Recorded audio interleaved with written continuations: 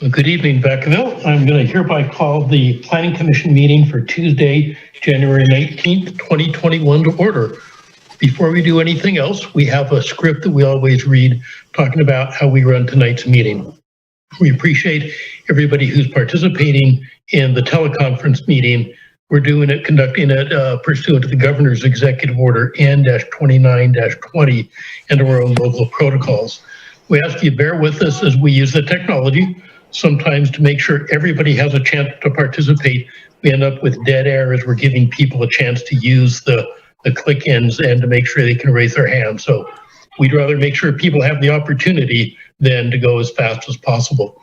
Tonight's meeting can be viewed live on the city's website, which is www.cityofvacaville.com, or on cable channel 26.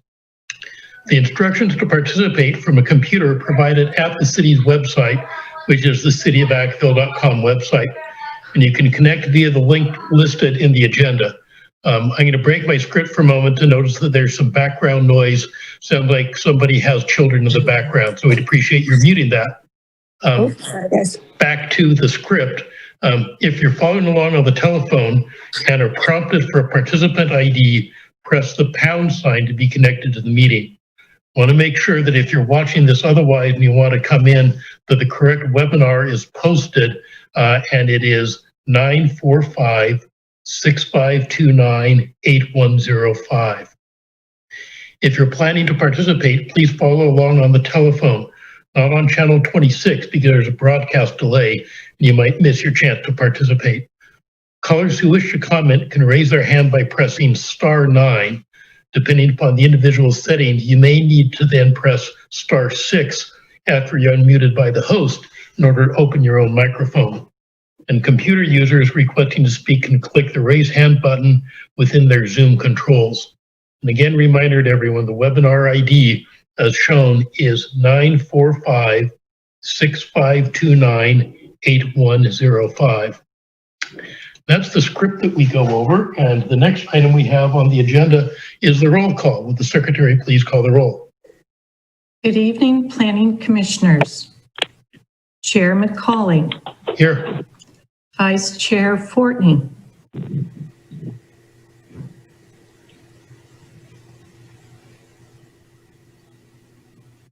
I'm here, Nancy. Thank you. Commissioner Aldridge. Here. Commissioner Beaumont. Here. Commissioner Alan Johnson. Here. Commissioner Brett Johnson. Here. Commissioner Lightfoot. Here. Chair, we have a quorum. Thank you. If you all please join me in the Pledge of Allegiance.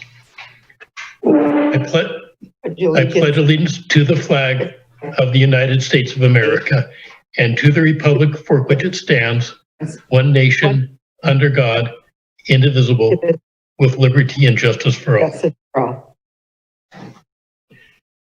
Mr. Baderi, do we have any communications? Yes, Chair McCauley. We've received a large number of email comments, primarily written comments from neighbors of the proposed Oak Grove apartment project, interested and concerned with comments about that project. Those comments have been compiled and are being forwarded to the commissioners for your consideration. We have also received a letter, which is included in the packet materials now online, from Discovery Builders with comments on the vehicle miles traveled item, which is on the agenda tonight. And Mr. Baderi, I'd note that those letters on the Oak Grove won't be provided to us tonight because that item is not on tonight's agenda. That is correct. And for anyone listening, I do want to make that announcement. So many of the letters that we received indicated that persons were under the belief that the item would be on tonight's Planning Commission agenda. And I wanted to announce that we have taken that item off the plan for tonight's agenda. It will be scheduled for a future Planning Commission meeting, which has not yet been determined. So additional mailed, and notice will be provided when the determination is made on when that item can come back or can come to the Planning Commission for consideration. So for all interested persons, tonight the Planning Commission agenda does not include the Oak Grove Apartments project. Thank you for making that clear, Mr. Baderi. Next item is approval of the agenda, and for the Commission's consideration, item number 7, the business items, we have a study session, which is primarily staff and consultants, and then item B is a discussion of the Brown Street neighborhood recreation. Since we may have members of the public on B more likely than on A, I'd like to recommend we switch the order of those two so that 7A is the Brown Markham neighborhood Public Recreation Improvement Plan, 7B is the study session on VMT, and then 7C is the downtown specific plan. Do any commissioners have any concern with making that switch? I don't No, see this is any. Commissioner Beaumont. I'll move to approve the agenda as changed by you, Chair. Okay, I'll second. I have a motion from Commissioner Beaumont and a second from Commissioner Alan Johnson, followed up by Commissioner Aldridge. Would the secretary call the roll for approval of the agenda, please? Commissioner Aldridge, Yes. Beaumont, Yes? Alan Johnson, Aye. Brett Johnson, Yes. Fortney, excuse me. Yeah. I apologize, Vice Chair Fortney. Commissioner Lightfoot, Yes. Chair McCauley. Yes. So the revised agenda is approved. The next item on the agenda is business from the floor. This is the time to address the commission with issues that are not on the agenda, but are within the commission's subject matter jurisdiction. We hold these to a maximum of 3 minutes per speaker or group spokesman. And again, the reminder that tonight's agenda does not include the Oak Grove Apartments. I see there are 6 people that are shown as attendees. If anyone wishes to address the commission from business from the floor, now would be the time to raise your hand and address the commission. I don't see anyone on the attendee list indicating that they wish to address us from business from the floor. So I will now go on. Our next item, number 6, is the consent calendar. Chair, Item, we do have an individual that has raised their hand. okay, the hand just came up and we'll take our time to do that. The speaker's identified as Suzanne on my screen. Could go ahead and enable them to go ahead and address. Oh, hi. I was just able to get logged in. Did you say that no one has signed in for the Oak Grove apartment meeting? The Oak Grove Apartments are not on tonight's agenda. Okay, that's what my information said it would be. So how did that happen? I would have to ask Mr. Baderi to address that. Yes. This is Acting Director of Community Development, Fred Buderi. So the staff held a community meeting in December to introduce the project. There were a lot of comments received at that time, a lot of interest generated in the neighborhood. Our initial thought was that we would have this item ready for the I'm sorry, could you repeat that? I'm so sorry. I had a phone call coming in. I had to turn it off. I'm so sorry. Okay. No problem. So we had thought we would have the Oak Grove Apartments ready to be heard by the Planning Commission at tonight's meeting. However, we've received a large number of written comments during the last few weeks on the project and are attempting to go through those and address them as best we can. That we are aware that flyers were distributed by neighbors around the area advising of tonight's meeting. However, we have pulled that item from consideration for this evening and will schedule it for a future Planning Commission agenda. We will be sending out mailed notices again when we make that determination and get it set for a future meeting. Oh, okay. I didn't, when I checked this morning, the meeting was still on and I was on that last neighborhood meeting. So, okay, so it's going to be rescheduled. Yeah, there was no one in favor of it, by the way, for any of you listening. None of the neighbors are in favor. So, okay, well, thank you for the information. I'll expect to hear more from you guys. Thank you. Thank you. Okay, bye-bye. Great. I'll check again to see nobody else has a hand raised. Staff, thank you for letting me know that that had shown up. Let's go ahead and go to consent calendar, which is the Planning Commission meeting minutes from January 5 of 2021. Do any commission members have additions or corrections to those minutes? Seeing none, I will ask the secretary to call the roll on a proposal to approve the minutes, or excuse me, to approve the consent calendar, which consists of the minutes. Commissioners Aldridge, Yes. Beaumont, Yes. Alan Johnson, Aye. Brett Johnson, Yes. Commissioner Lightfoot, Aye.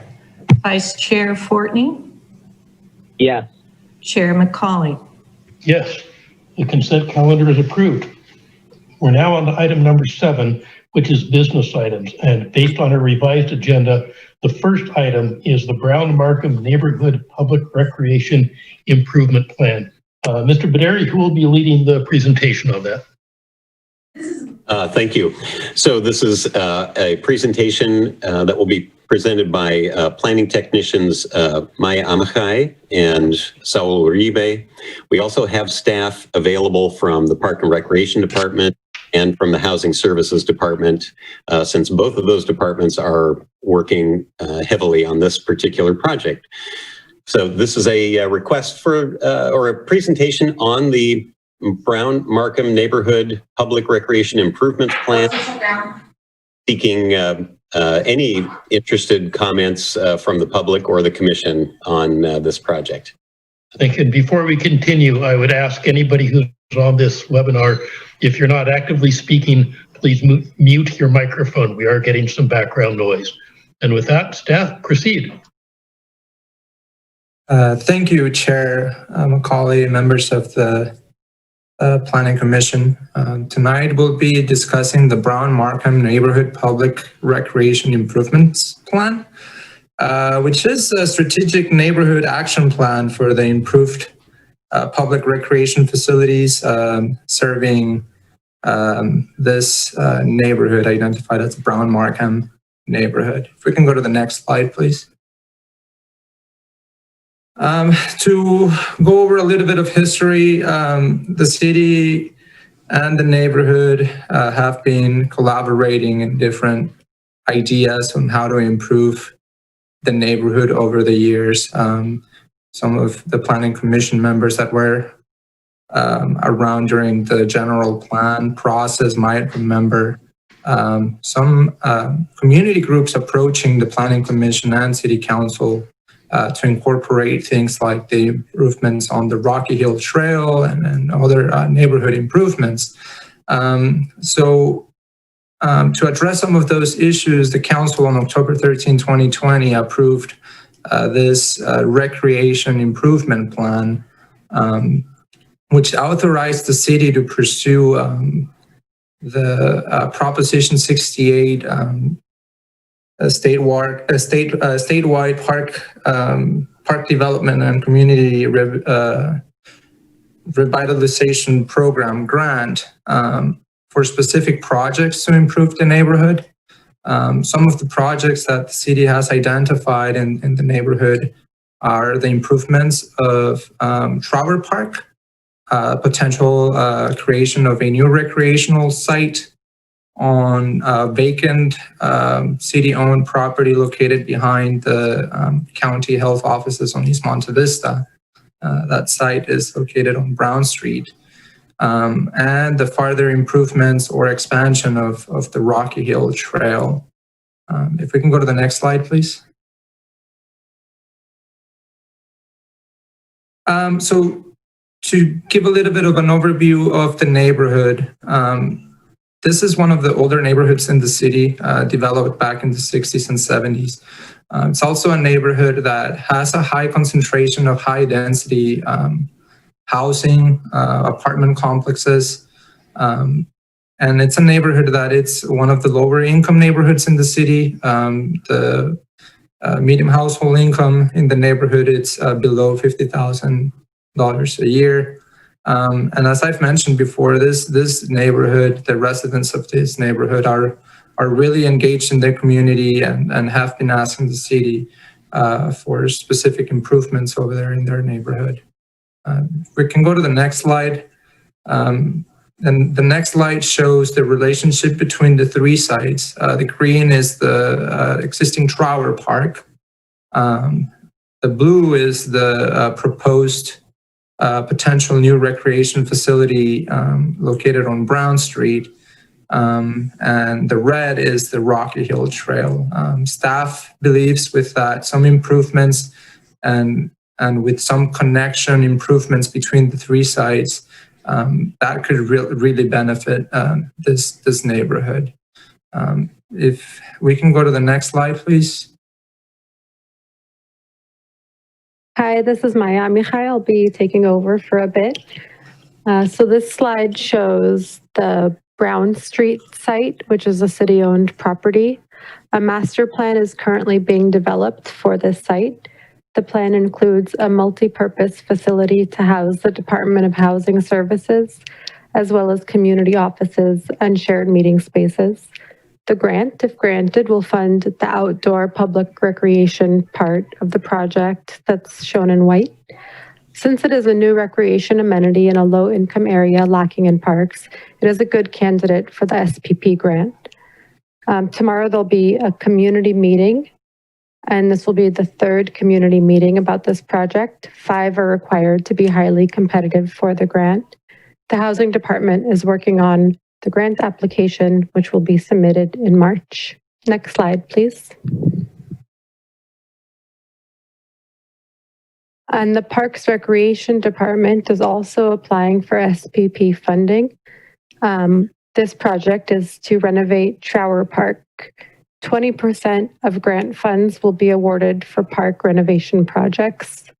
Parks and Rec is hosting a community meeting tomorrow at 4 p.m. for input on this renovation project. Staff will be working with a consultant to gather all community input and draft a concept plan. And the concept plan will be presented to the Parks and Recreation Commission in February. And this application as well will be submitted in March. And the concept plan that Planning Commission has in the Planning Commission packet is a draft and is likely to change as more work is done. Next slide, please. This slide shows pictures from events Rocky Hill Trail. So what is now the Rocky Hill Trail used to be a muddy and neglected strip of land that was used as a much needed walking path. The trail connects housing, school, Trower Park, the Boys and Girls Club, grocery stores, and other shopping.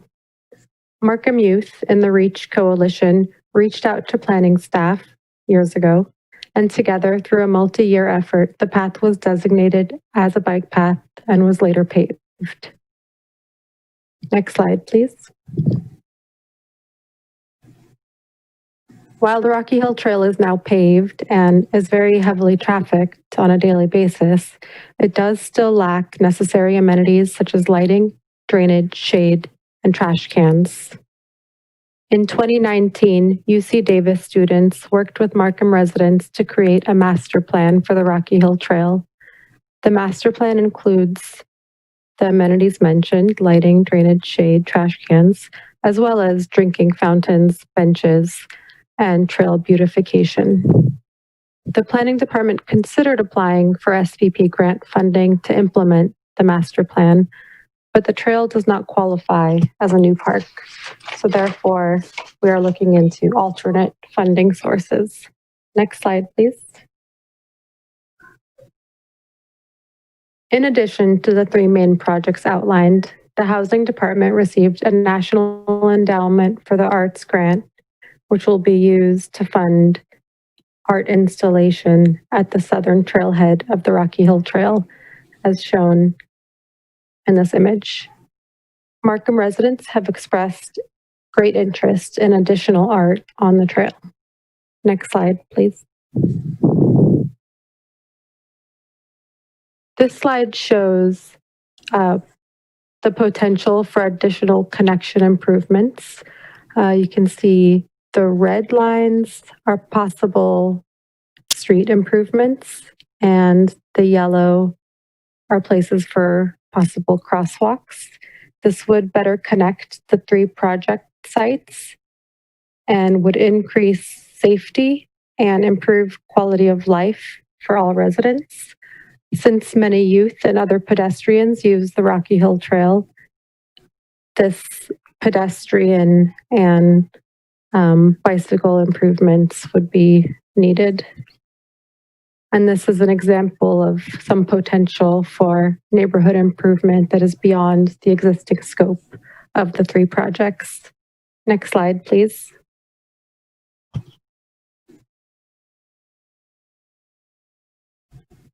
To conclude our presentation, the Parks and Recreation Department and the Housing Department will be submitting the statewide Parks Program grant application for the Trower Park renovations and for the Brown Street project. The Planning Department will continue to work with other city departments and the neighborhood residents on improving the neighborhood connectivity and on finding ways of improving the neighborhood. In the meantime, the Planning Department will also research and continue to pursue different grant opportunities to find funding sources for the implementation of the Rocky Hill Trail Master Plan. With that, I do conclude the presentation, and I ask the Planning Commission, as directed by our City Council on the October 13 meeting, ask the Planning Commission's suggestions, ideas, comments, input on this strategic neighborhood action plan. Thank you. Thank you, Saul. And since we don't have a formal action to approve or disapprove something, is just really a much more informal for questions and comments that we have. I see Commissioner Beaumont's hand is up, so go ahead, Mr. Beaumont. Yeah, thank you. Hey, Saul, Maya, thank you so much. On the phasing of 1, 2, and 3, I know under phase 1, you talk about trash cans and cleanliness contributes to safety along the trail. Why wouldn't the doggy stations be included? They're very inexpensive. It's part of the trash that you need to worry about. And it's in the last phase and not the first phase. Just a question. Are you referring to the master plan, the Rocky Hill master plan that was included in your packet? That's correct. Okay. Well, let me give you a little bit of history behind that master plan. And I think Fred could also help us a little bit. A few years ago, we were approached by the UC Davis, I believe, landscape architecture program to do a project here in the city. And the group chose the Rocky Hill Trail as a focus project for their program.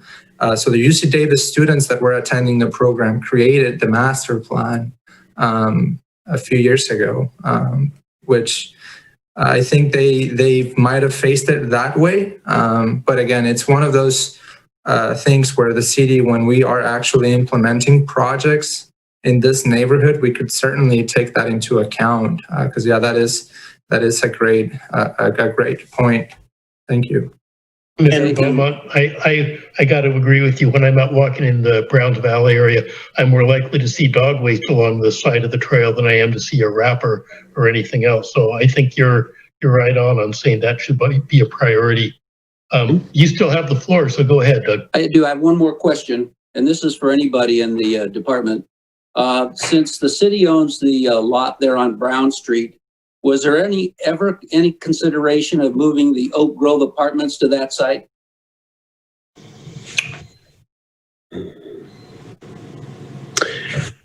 This is Fred Buderi. The site, the Brown Street site, is located in an area where there is a restriction on new development based on the airport land use compatibility zones. So there are particular limitations on the type and scale of new housing that is proposed in that area. So I do know that. I'm not sure the project that you see on the Oak Grove proposal would be workable on this site. Yeah, Fred, if you don't mind, this is Emily Cantu, the Housing Services Director, and you're exactly right, Fred. The airport land use does not allow for a dense apartment project on that site. So we did look at it, but it was not allowable there. Great. Thanks for the answer. I appreciate it. Thank you. Vice Chair Fortney, you're next. Go ahead. Yes, thank you, Chair. Maya, Sal, can you or somebody from staff real briefly or quickly give us the history of the name for Trower Park? What's the significance? And I'm asking because it looks like you've got over 100 surveys here, and the community in this neighborhood is completely involved in this park and this trail. And we keep talking about trying to create an atmosphere, you know, of culture inclusion here. What's preventing us from opening this up and renaming the park and having that neighborhood be participants in the new name of a park? Wow. That is a good recommendation. To answer your first question, I don't know the significance or the history behind the name for Trower Park, but we can certainly ask our Parks and Rec office about it and see if that's something that is that's easy to do. So thank you. Okay, I don't know if that's doable, but it seems like that would fit right into making this the neighborhood park, is to allow them some input in the naming of that park. And Commissioner Aldridge? Yeah, I'll come back. I'll have another question though. Okay, whenever you want, Commissioner Aldrich, and then I see a member of the public has their hand up, so I'm going to let Commissioner Aldrich, and then we'll go to the public, but this is a pretty open discussion here. Jan, go ahead. Thank you. Yeah, I have a couple of comments. One of the things I'm concerned about, I'm from Wisconsin, so we call them bubblers, not drinking fountains, but I'm concerned about the sanitation with the bubblers or the drinking fountains.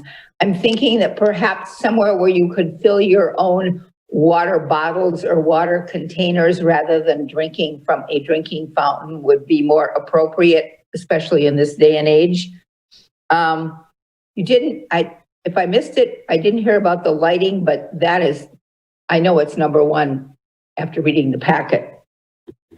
And I especially like the connections with the crosswalks and so on, because upon reading the packet and looking at the information, I see people of all ages use this trail. And I think the connections would be great for not only older people, but people pushing strollers, people with children on little bikes and so on. So crosswalks to connect it all would be very appropriate. And I'm certainly in favor of the doggy stations. And that's all I have for right now. Thank you. Commissioner Alan Johnson, go ahead. Members of the public, we will get to you. We're going to go through the commissioners first. So Alan, go ahead.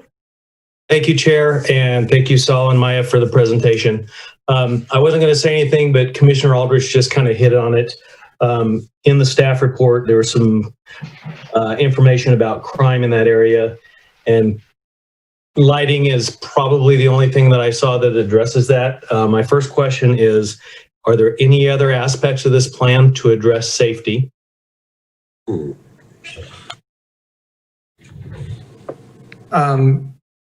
So again, this is a work in progress. And I do think safety should be a priority. So thank you for that comment. We would definitely incorporate it into the city's strategy on improving the neighborhood. And yes, the community has been very clear in some of their past comments that one of the main things that they would want to see is lighting. So thank you for that. And yeah, safety is it's a good comment to keep in mind. I can also add to that, Saul, thank you very much. And one of the very important items that has been raised during both the general plan process and any work that we've done on the trail project is, as Saul mentioned, the issue of lighting, because people do use the trail for coming to and from school or after school activities or shopping or to and from work. So a lot of not just recreational use, but the normal uses for daily life. So they do need to travel the trail at hours when it may become dark. And that topic of lighting probably shows up in their surveys as the most highly desired. One of the great aspects of safety was actually just the paving of the trail, because that did make the trail more accessible to people. It also made it accessible to emergency vehicles should they need to get back there, and did help in that regard. But that is a very good comment, and there are environmental design principles that can be incorporated into open space planning and trail corridor planning that maybe we can work into our future of the project. Thank you very much. I think you just hit the nail on the head of where I was going with that, because there's design concepts that you can look at that contribute to the safety of the area, such as no hidden areas by, low hedges and that type of thing. So I just wanted to bring that up so that we could look at that in the design phase. I also wanted to, comment on Vice Chair's comments about this neighborhood and inclusion. I think that's a great idea, and I like the project. Thanks, Commissioner Johnson. Commissioner Lightfoot will be next, and Commissioner Aldrich, your hand is still raised. So if you're done, please unraise it. Commissioner Lightfoot, go ahead. Hi, thanks everyone. I have just a couple comments. One is about signage or monuments showing the entrances to the trail itself. And now it's kind of hard to, just passing by or down the street, see what this trail does. And I was wondering if signage was a part of the proposal. Also, the question about the lighting. So I see in the budget, there's solar lighting and self-contained solar lighting, which I think is a great idea. I'm just curious, does that type of lighting, do we put timers on it so it turns off at a certain time, or is it supposed to stay on throughout? And then lastly, I see that the public recommends a skate element. I drive by the center almost every day, and I see that skate park used in like a huge way. Really, really enjoys it. I see young people there all the time, and I just really want to, having another skate element on the opposite side of town, I think would be good. And that's it. Thank you. Thanks. Vice Chair Fortney, I see you raised your hand again, so go ahead. Yeah, thank you, Chair. I have a couple questions for staff. The first one is, what is the park's policy for fruit trees in our park? This seems like it would be a fantastic site to have a row or rows of fruit trees for the neighbors while at the park. That is a good question. Perhaps one of our colleagues from the Parks and Rec Department could weigh in on this. Hi, this is Sakura from Parks and Recreation. On the fruit trees, we actually have Sustainable Solano who is partnering with us with, with plantings and assisting our participants, our community participants with what could actually go out there in the actual park. So we are looking into various options. So that could be a discussion in the future. Citrus trees, apple trees. Yes. For the residents. Okay. You might, this while I have you on here, the second question is, what is the policy in the city parks for street vendors? And would this be an ideal park to create a vendor zone for the weekend? It is actually against the municipal code to have any type of vendors in a neighborhood park. So that wouldn't be an ideal location for that. So if they went and we carved out an area and labeled it, what would be the process to have a vendor zone? That would be more in line with, for example, community parks. So Andrews, any of the other community parks. Okay, because I'm thinking more on the vendor zone, not so much pop-up, but the mobile cart that we see out in front of Home Depot or in the neighborhood. That was where I was going with possible vendor zone. So, okay, thank you very much. And this is the chair. I will once again note, we have background noise. It sounds like somebody has a television on. So if I keep hearing that, I'm going to call out the people by name whose telephones or microphones show as being on and ask them to mute themselves so that we're not having that crosstalk. And with that, I'm going to go to the public who's been patiently waiting. We have Santiago Serrato. If I'm pronouncing that right, is the first person who raised their hand. So go ahead.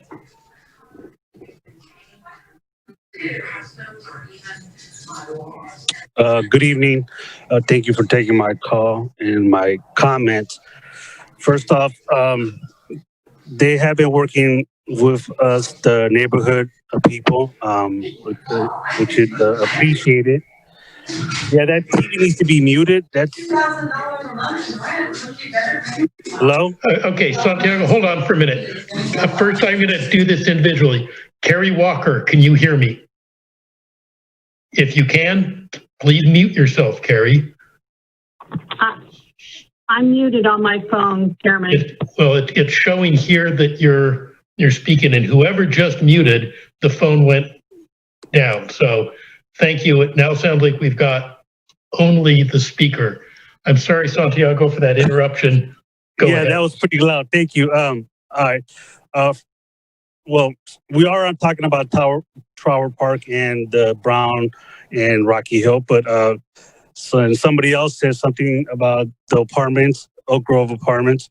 I'm in favor of that, but yes, not on the Brown Street. Of course, you guys answer that question. And to the gentleman who made that comment, stop trying to put dense, affordable housing in an affordable housing area. It could always go somewhere else also. It doesn't always have to be concentrated, just my 2 cents on that. But anyhow, I love the idea some of you are throwing out there about a possible renaming. Lights are of a great importance for that Rocky Hill Trail. Not only people use it to leisurely walk, but also to do their shopping, to do their various things that they do. The high school kids and junior high kids go through there, and elementary kids when school's back in person. So yeah, that lighting will be ideal as for a safety. And also, what I keep hearing is these grants. I know I brought it up at our last meeting, not the planning commissions, but the parks and the parks is but we also need to ask the city for money, not just grants. This is our taxpayers' money. The city has to take some of its fund from whatever department and apply it to some of these parks, not just in our neighborhood, but around the city. And I know the city council has made a motion to move forward with revitalizing our parks, but I just want to reiterate that we need to ask the city also for money, not just rely on grants. So this project could be done sooner than 5-10 years down the road. Thank you. That's all I wanted to say. Thank you for your participation. The next person I see with their hand raised is identified on my screen as Marion. Marion, go ahead with your questions or comments. Yeah, hi, thank you. My comment was also about lighting. Obviously, everybody thinks that's important. The safety issue is really, of paramount concern. So I'm glad to hear that that's being addressed. My thought when somebody said timers would be, I hope the lighting will be solar powered only. And why couldn't it be the type that comes on automatically at dusk and goes off at dawn? I have one of those lights on my driveway.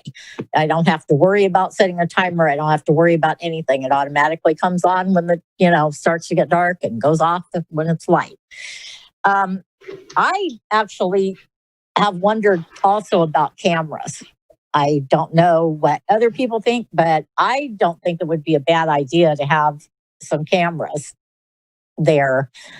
I would like them to be able to be viewed by PD, but I don't know how that works. But I think that it might be a good idea. I know it would make me feel better. And my third concern is probably my biggest concern right now. I'm a resident of this area for 50 years now. And yet I'm having real trouble trying to keep abreast of this because I'm not on Facebook. I just found out listening to this meeting that there's a community meeting tomorrow at 4 p.m. I wouldn't have known about it if I hadn't tuned in tonight. So I want to know, how is that meeting being conducted? Because if it's only on Facebook, that lets me out. That lets a lot of people out. Not everybody's on Facebook. I have no desire to be on Facebook. The last meeting that was back in November, the one that you guys posted, somebody posted a big sign at Trower Park about a meeting. I thought, wow, okay, I'm glad they put the sign up. I sat through an entire planning commission meeting because there was something on the agenda about Markham and Rocky Hill Trail, only to find out at 8:30 that the actual Markham meeting was being conducted at the same time somewhere else. Somebody on the planning commission noted that at 8:30, and I thought, wow, gee, thanks so much, So the issue for me is there needs to be a way for everybody, all the residents, to participate in these meetings. And if you could tell me where that meeting tomorrow is, I'd appreciate it. That's all I have. Thank you. And can someone from staff talk about tomorrow's meeting, please?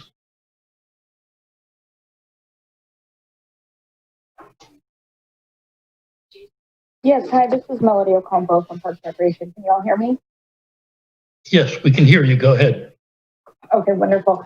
So yes, we've advertised, the easiest way to get in touch with that meeting would be to visit the website, cityofvacaville.com/powerpark. It is a Zoom meeting, and we have been working through various channels to promote. So the website, though, is the best way to just kind of have the most updated information. And that would be the City of Vacaville website, and you'll have it up on that?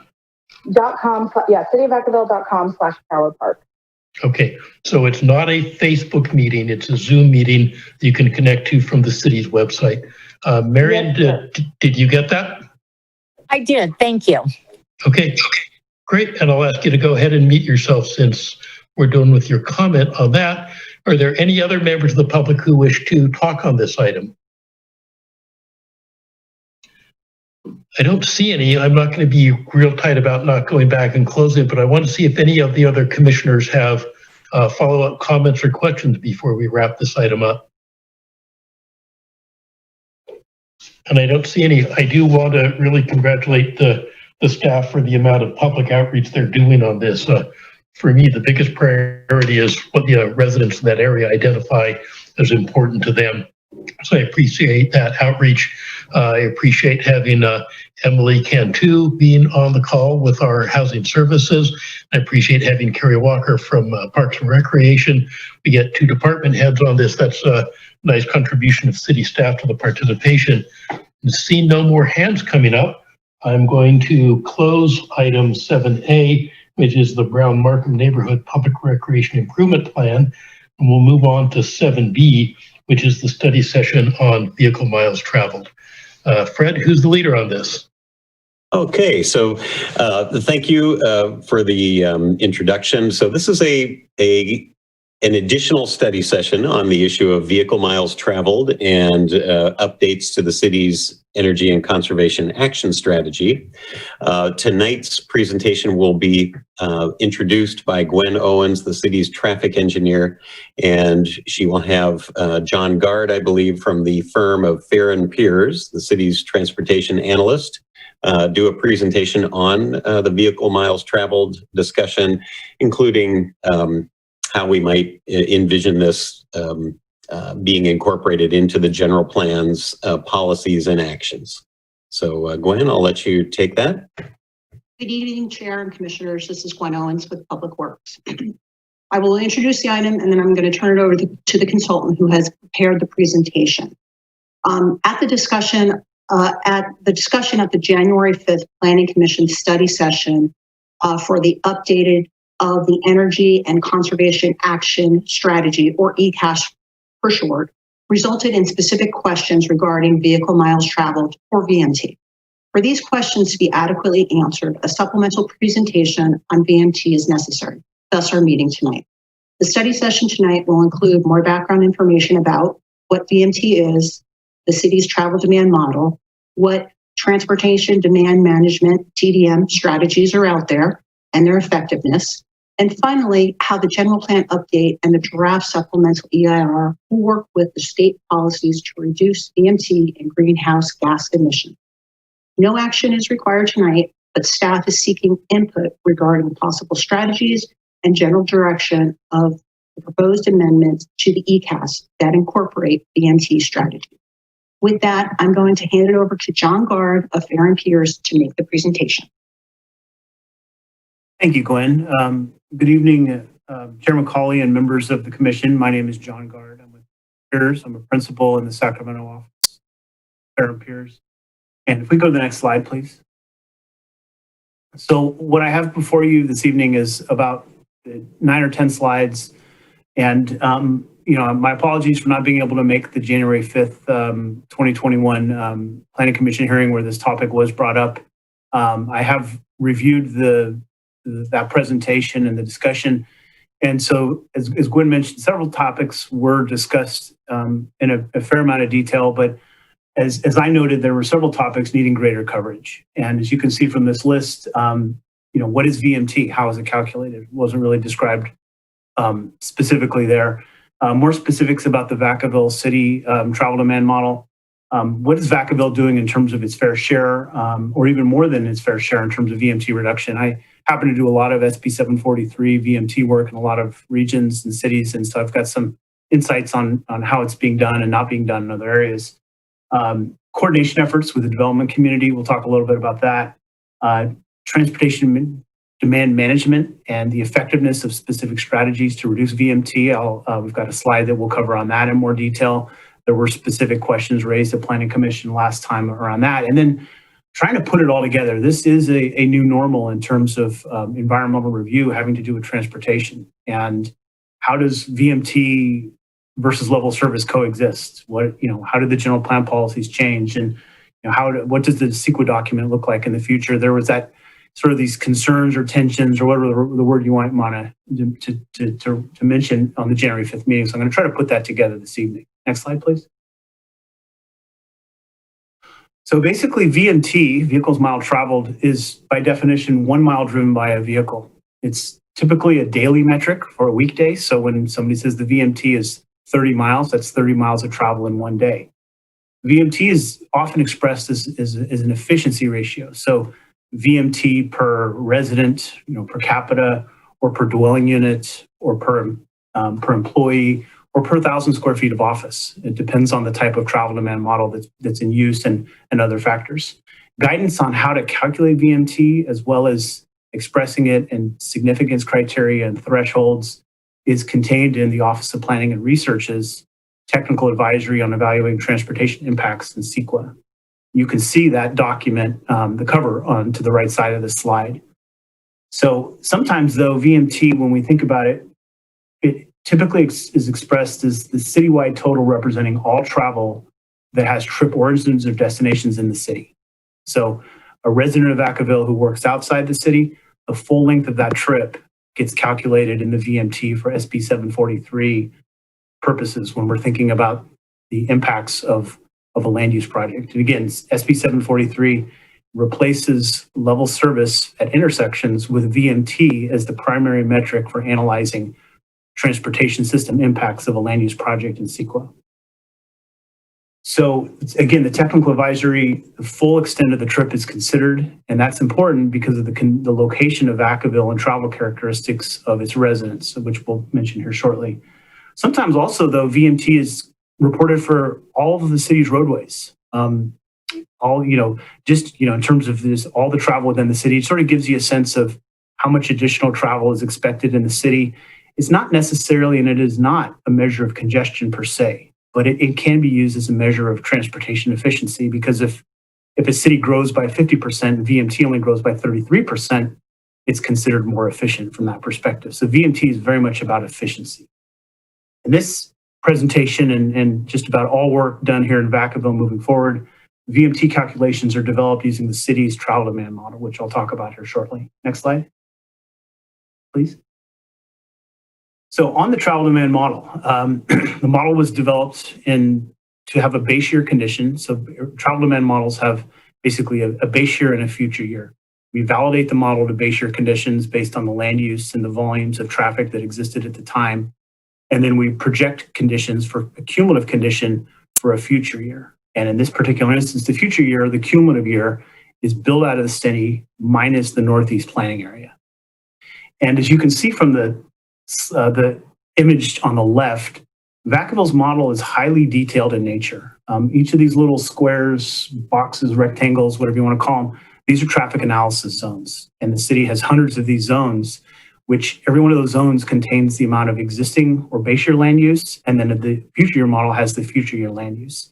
And we're able to keep track of the amount of travel generated by residents and employees and customers that are going to those zones, because again, VMT is an efficiency metric.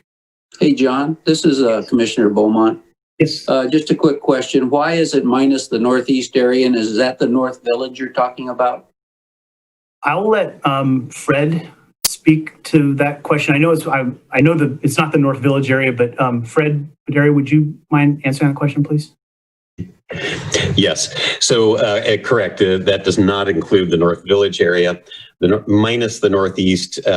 When we did the general plan, the Northeast area was considered remote enough from immediate development potential that many of the modeling assumptions were made based on not including that area in some of the initial calculations, because we knew the impacts of development would not be affected by that area for quite some time. So it was just a recognition of the sort of longer range feasibility of those very Northeast area locations, say near Meridian Road or Midway and I-80, of even having an influence on the city's growth situation.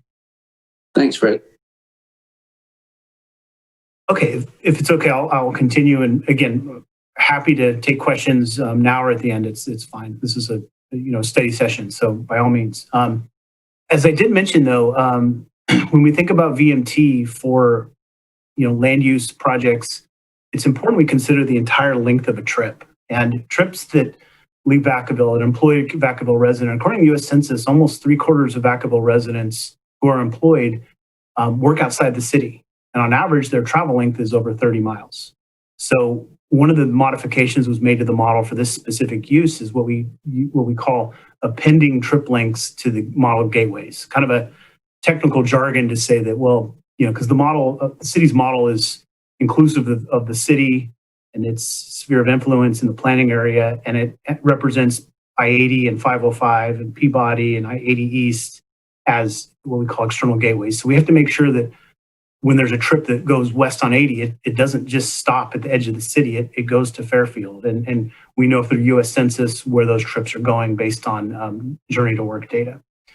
It's also important that the city's general plan, it's important to note that the city's general plan and its model contemplates more non-residential growth to improve the jobs housing balance. And that's important because, again, with 3/4 of employees of residents that are employed in Vacaville working outside the city, one way of reducing VMT in a meaningful way is to introduce jobs that improve the jobs housing balance in the city so that there's less of that external traffic. And you'll see later and in the general plan document that basically through the actions, these planning actions, that is in fact what's happening. Next slide, please. So is Vacaville doing its fair share or more in terms of VMT reduction? Well, I would just basically say that the fact that we're having this discussion this evening and the city's intent of doing this general plan and having taken the actions they've done and asking serious questions about TDM effectiveness, the answer is yes, doing at least their fair share, if not more. I know a number of cities that really haven't even left the starting line on SB 743, and I'm not sure what they're going to do, and I'm surprised that they haven't, but I'm not going to mention who those cities are, but it's not uncommon that they haven't. Other cities are basically relying on their advantageous geographic position, because one of the things that the OPR technical advisory says is you can compare yourself against yourself, or a city can, an agency can, or you can compare yourself against a region as a whole. And so there's always, as a region as a whole, certain winners and losers if you're in the heart of the region. So Vacaville is doing at least its fair share. So as it relates to coordination with development community, last week we, as was noted, we've had calls with the development community through city staff to provide additional information on what's in the city's travel demand model, how is VMT calculated, trying to get the pulse of the development community and how they understand things. There have also been several project level VMT applications that have been conducted for actual proposed projects in the city. With SB 743 becoming state law on July 1st, 2020, that's now required. And so there have been several projects, and some that have, I believe, have gone through Planning Commission or soon will, have been analyzed. So that coordination has been occurring and will continue to. Next slide, please. Okay, so transportation demand management is a emerging term, and it's a very, very important term, because it was once basically something used really for planning things we would do as part of a planning document, CAP, things like that. It's now going to be the basis of mitigation for transportation impacts in CEQA. So it really puts a spotlight on the effectiveness of TDM strategy X. And unfortunately, the research can be lacking sometimes. There has been spotty academic research, we would call it, on the effectiveness of TDM strategies. We know that it can be very context specific. The same TDM strategy in Emeryville may not work in a suburban setting, or in Oakland or something like that. Tenant specific as well, whether the employees are have free will to do what they want to do, or is the tenant mix important there? We at Fair and Peers have done a lot of our own research, reviewed to determine academically peer-reviewed articles that we feel provide substantial evidence to stand behind in terms of TDM strategy effectiveness that we would consider using for mitigations if we have a significant VMT impact. So in other words, if land use project X was, and we'll get into the threshold in a little bit, but if VMT was 13% below the citywide average and the goal is 15%, what can we actually recommend that gives us that extra 2% to get there? So we know what strategies have the sort of the academic weight of research on it to use. On the January 5th Planning Commission hearing, there was discussion on parking reductions, parking pricing, telecommuting, bike ped improvements. Those are all types of TDM strategies, and those are discussed in some level of detail within the SB 743 implementation guidelines report that was included in the staff report. I don't want to go into the details on those, but I'm happy to try to answer a question or two on each of them, because each of those topics alone could take 15 minutes. There's just a whole lot of information on those, but those are possible improvements, TDM strategies, but be aware that they have different levels of effectiveness if they're being applied in an urban center versus in a suburban setting, Southeast Vacaville, for instance. John, hold on for a sec. Commissioner Alan Johnson has his hand up. Go ahead, Commissioner Johnson. Sure thing.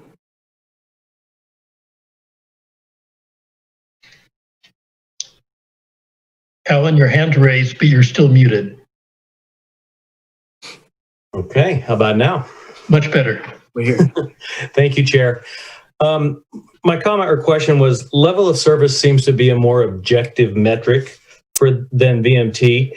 Could you give me like a snippet of how VMT is determined? You know, a lot of the staff report and your comments are on these models, but that seems to be something kind of subjective to me. Can you just give me 2 seconds on what that really means? Yes, I can. You're right. Level service is objective. We measure delay at an intersection using standard techniques, delay per vehicle.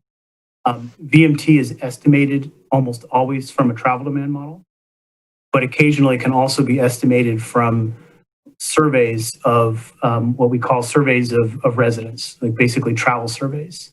How many miles did you travel, that type of thing. So regional agencies do that as well. It's a little more difficult to measure precisely because of now we have to think about other things. Trying to keep it simple, but simply put, models are the primary source of calculating and estimating VMT, and models are validated so that we are able to know that they accurately predict VMT based on California Household Travel Survey data, on trip length information, and other sources. I guess that's kind of the crux of my question. How are they validated if it's not with level of service? Yeah, so VMT and level service are completely different. VMT is a daily metric. Level service is a peak hour metric at typically an intersection itself. It can be a daily metric, but typically peak hour at an intersection. And for VMT validation, what we are typically looking at is making sure or checking to see that the external trip lengths, and I'm going to get into I guess, a little bit of detail here, but that the external trip lengths, for instance, the average home-based work trip length by Vacaville residents matches what the U.S. Census data says it is. So for this particular case, we know the percentage of Vacaville residents, anonymous obviously, but the travel out of the city to the west, the north, the east, and the south, and we know the proportion of those trips that go to the major cities based on the journey to work data. And so we run these statistics, and then we look at how accurately the model is able to match what the U.S. Census says. So that's just an example of, and we do the same thing for VMT is basically the number of daily trips times trip length. So if you can get both of those numbers, validated, then VMT is also validated. Okay, thank you. Okay, go ahead, John. Yeah. No, I'm happy to be here and, keep asking these questions. It's obviously a topic I have a lot of excitement for, and I'm glad that this commission also does. So feel free to keep asking these questions.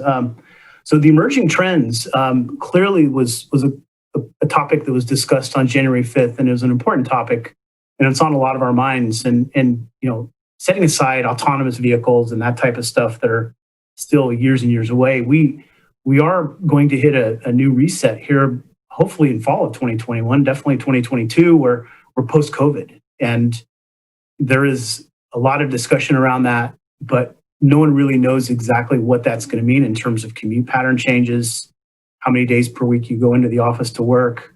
We also look at how internet shopping has changed and how it's, fulfillment centers seem to be all the rage right now in the Central Valley and other places. So there definitely are emerging trends that are going to happen. It's a little too early right now to attempt to try to quantify what those changes will be because things are still, not fully played out yet. But and unfortunately, until that's known, these models are not sensitive yet to what's going to change. There's basically going to be a bit of a reset in the transportation industry as a result of what has happened with COVID. Next slide, please. Okay, so next two slides are what we're calling kind of trying to put it all together. And so what we're talking about here is level service. It's a metric, basically a report card, A through F. A is free flow, F is overcapacity. It's a well-known metric to many decision makers in the public. A lot of my work in cities similar to Vacaville, I have found that cities continue to want to see level service, not just for general plan policy consistency purposes, but also just to understand what would happen if Project X is approved and is constructed. However, with SB 743 now in place, level service will not be present in CEQA documents. And so what agencies are now thinking about are these, we'll call it kind of a split study approach, where basically There's a VMT study. We document the VMT of a project, and we'll go through the checklist and how that is done. That would be included in the CEQA document, negative declaration, EIR, whatever you might have. And then what's known as kind of a local transportation analysis. Informational purposes only, not the basis of impacts, but it could be used to establish conditions of approval for a project. Do you need a deceleration lane or a second left turn lane or things like that? And it's more focused in nature, so we're not having to study 57 intersections across the city for defensibility purposes. VMT, when you look at the next EIRs or neg decks prepared in Vacaville, will be the primary metric used to evaluate project impacts to the transportation system. Level service should probably not be found in those documents. However, other significance criteria for transportation system include potential effects on modes of travel, other modes of travel. So bicycle system, pedestrian, transit system, emergency response, hazardous conditions, things like that. Those also will remain in the CEQA document. And then obviously with LOS and VMT really reshaping how the transportation spectrum looks, the transportation element for the city's general plan also is in the midst of, will be updated as part of this general plan to kind of reconcile their changing roles that, we will have described what those are. So I won't belay that anymore. So let's go to the next slide where we kind of try to put it all together in terms of what a project execution, this sort of the approach would be. So again, what would happen, for a land use project that is subject to CEQA, that's not ministerially exempt? The process looks something like what I'm showing on this slide right now. And basically the first thing one would do is look at, okay, are there exemptions? And we talked about those on the 5th of January. If there's questions, I can attempt to answer them now as well. But small projects near high quality transit, there's a definition for what's high quality transit, affordable housing, redevelopment projects, local serving retail is the first sort of major check that someone would do to find out if their project's exempt. Project screening is another one. And these are these screening maps you may have seen in the staff report. And I've got an example on the next slide of what that is, and I'll kind of walk the commission through that. But projects situated in low VMT generating areas are presumed to be less than significant based on OPR's technical advisory. And so what a lot of agencies are doing where they have models just like Vacaville's is they're developing these screening maps and looking at areas where we have low VMT generating land use. And then the final process here is that projects consistent with this general plan subsequent EIR will not require further VMT analysis, provided the project is consistent and not peculiar in nature, which I guess is a CEQA term, but for projects that are consistent in terms of land use with this general plan, based on tiering provisions in CEQA section 15183.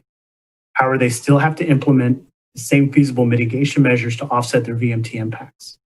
Said in another way, what 15183 does is if a project is a 30-unit subdivision or a 100-unit apartment complex or something that was already evaluated as in this general plan, to the extent that its location would have caused a significant VMT impact, this general plan reviews that VMT impact, identifies whether it's significant, identifies mitigation, and looks at feasible mitigation measures to lessen the significance.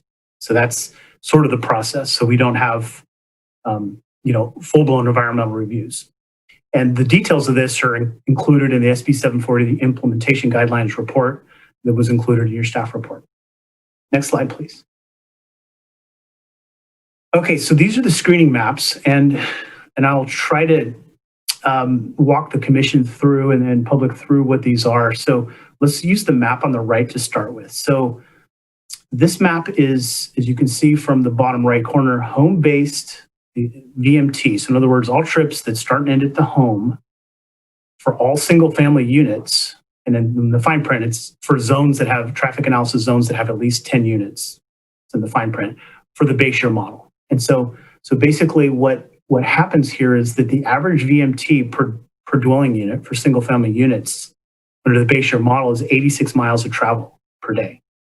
So again, thinking about, that sounds like a lot of travel, but 3/4 of people who are employed in Vacaville are traveling outside the city at least 30 miles. There's 60 right there. So that's sort of the way the math works out.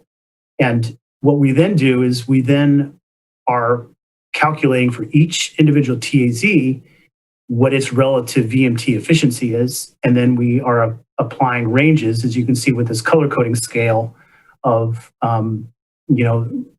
dark green, blue, purple, and then all the way down to the brown and orange and red hues, which are the least efficient. So as you can see, a lot of the city in the southern and central part of the city is kind of in the green category, plus or minus 5% below the citywide average. Areas of the city on the way north end, all the way at the top there, are not doing as well. And again, that's a function of lack of complementary land uses, but also the relative added travel time to get to external destinations, with more of those being to or from the west on 80. So these maps are prepared for a single family, for multifamily, and as you can see from the map on the left, also prepared for VMT, for retail and for office and for industrial and those types of uses as well. And in the case here for the map on the left, what's visible here is that the retail areas that are in the middle of downtown, as you can see here with the dark green, as one would expect, those are efficient from a VMT perspective, more than 15%. So if a retail project was proposed in one of those zones, if there was vacant land, they would be presumed that because it's in a low VMT zone for that land use type, VMT impacts would be less than significant. These types of screening maps are being used in a number of agencies across the state. Next slide. So with that, I've tried to keep this fairly high level, not get into the weeds too much. I did a little bit, but I'm happy to answer any questions you may have. So John, this is Chair McCauley. I'm going to start off with a question here. So we see our biggest greenhouse gas emissions come from cars and light trucks. The question I have first on that is the greatest source within that people that are commuting out of town to and from work, or is the greatest source trips that are within town for shopping and school and recreation and things like that?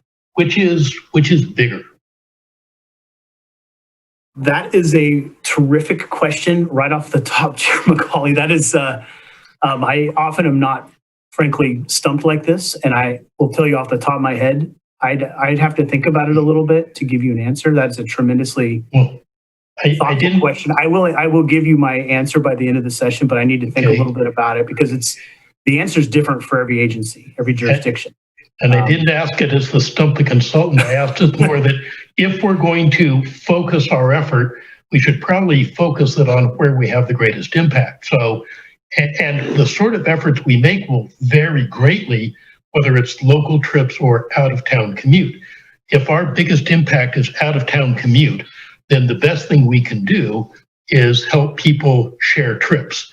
And that's supporting carpool lanes and van pools, and to the extent that it works, buses and things like that.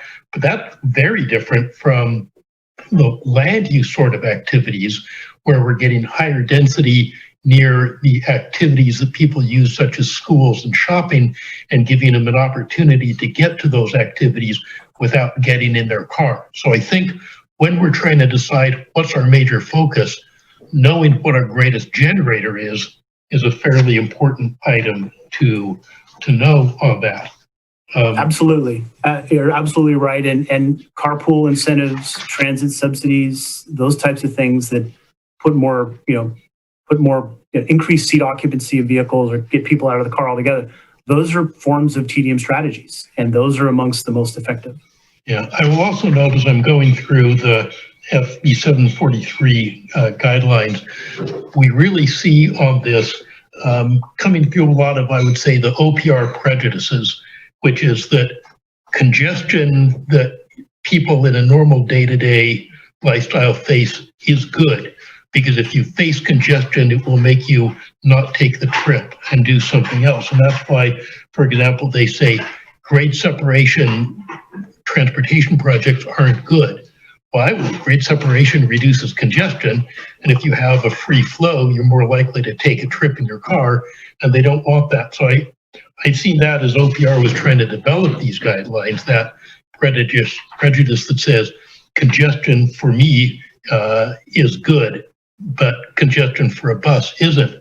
And one of the biggest problems I have with that particular approach is if you look at so many of our workers that have hourly jobs as opposed to salary, you have to be there at that time that it starts, and you can't leave until it's done. And if you're not there on time, your job's at risk. Well, if you're not reducing congestion, then you have a less certain trip length and you have more of a risk of being late. So actually our lower income workers they suffer more by not reducing congestion and not having a reliable trip time. So I think the OPR guidelines kind of push in the wrong way on the people that have hourly jobs. And I think that's important for us to keep in mind. One or two other things before I know there's other commissioners with hands up, and I'll get out of the way. But really looking, for example, at the VMT calculation details that are on page 7 of the guidelines. The land use, looking at, for example, number 1, residential VMT. Land use can have an effect if we're measuring not just home-based trips, but midday trips where you go out to lunch or something like that. That's not a home-based trip. Our model doesn't pick it up. Activity-based models do, but the trip-based models don't. So if we're using a trip-based model, we don't catch the ability to put lunch service or dry cleaning in the industrial park where people don't have to make a trip or don't have to go as far. And so we need to make sure that we're using a model that picks up our real ability to reduce trips by doing midday things. So if I could just address that specific one, Chair. Jump right in. Yeah, so trip-based models do include what you just described. That's called a non-home-based trip. Mm-hmm. So if I'm at the office and I go to the gym or I go to the deli for lunch or whatever, that's a non-home-based trip. Those trips are included in trip-based models such as Vacaville's. Okay. The issue is that trip can't be associated back to an individual household or dwelling unit. That's why for these purposes, it's home-based travel is the VMT. And so it's kind of a well-known, way in which trip-based models work. You are right. Activity-based models work in a different way where we deal with overall work tours. But again, working with multiple activity-based models right now, they also pose a number of issues where one I'm working with right now, it takes 2 days for the model to run. So it's literally 48 hours of model time. But I just wanted to assure the commission that those types of trips are considered in these VMT estimates. If not, there would be a glaring hole in the analysis. Great, thanks for that. My last one before I go on to Commissioner Aldrich is I'm looking at page 13 of the report where they talk about kind of mixed use projects, and those need their own particular consideration. And I think that's absolutely right, that if we have density of uses, different uses that are near each other, and therefore it's easy for people to get from where they live to where they live the rest of their lives without having to drive. That's something that we should certainly consider with that sort of mixed use, the sort of project that then reduces VMT just by its very design. And I think that's the sort of thing that we should encourage. With that being my opening, Commissioner Aldrich suffered through all that and now has her hand up. So go ahead, Jan. We appreciate, Commissioner McCauley, your expertise in transportation. Absolutely. It certainly shines through. I have a couple of questions. One of them I think I asked the last time, and that was concerning senior developments. But I'm mainly concerned that none of these models show anything east of Leisure Town Road, which is where our growth is happening, east of Leisure Town. And I happen to live in a senior single home development east of Leisure Town. And is it because these studies were done before the majority of the east of Leisure Town houses were built? Would you like me to answer that? This is Gwen. Gwen, please. Yes. Okay. So Commissioner Aldrich, basically, we have the VMT maps, if those are the ones that you're looking at. We have a year 2015 and a build out minus Northeast. And Okay. so in the year 2015, there was no houses in those locations. So if there's no houses, it wouldn't show up. It would show up as just a white background. But if you look at, let's see, the home-based VMT for single family for build out minus Northeast, which is probably, it should be the second map in your page. It has, there's a yellow that is east of Leisure Town Road, and it's the black boundary is the city's boundary. So it does show those houses there. Okay. Does that answer your question? Yes, it does. And I think when I asked about senior developments before, trip made by seniors are much less than trips made by people who are commuting and taking people to school and that sort of thing. Is that not correct? That is correct. And we actually have a use for age restricted units. So when we compare like future senior housing that's proposed, we compare it to the VMT of what we have currently. Okay, yes, and I'm now seeing the map that you're speaking of with the east of Leisure Town development. So thank you for pointing that out. You're welcome.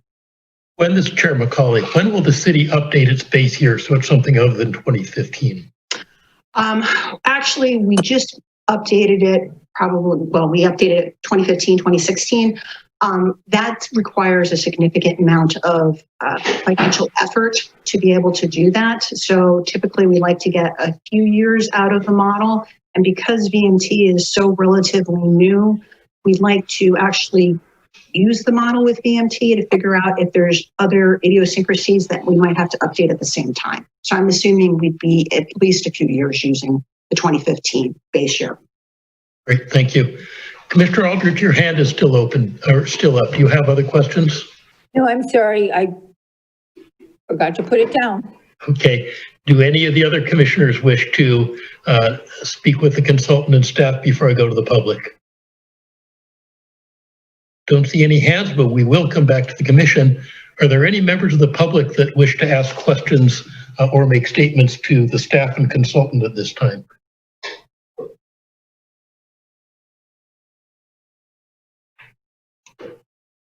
Don't see any hands coming up, though if they do, we will go back to them.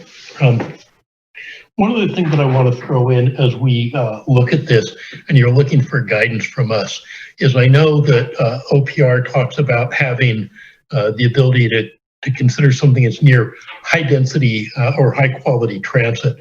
I think that another screening criteria that we should use here in Vacaville is not just the transit, but is a project next to a completed bike and pedestrian network.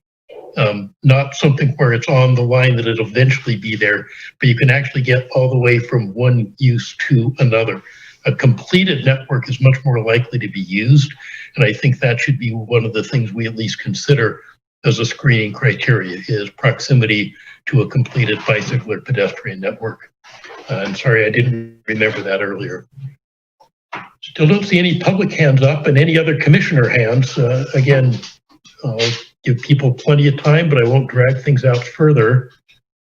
If no other commissioner hands or public hands are coming up, I'll go back then to staff and commission and say, or staff and the consultant, and ask, do you have any closing comments, any additional things that you would like from us in the way of advice or direction?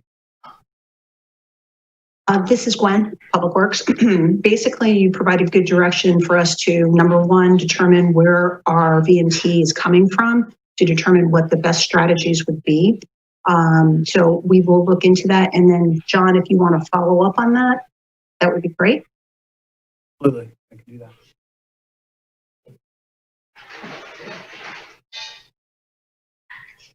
And again, I see we have quite a bit of staff here, including our Public Works Director, so it's always good to have a department head.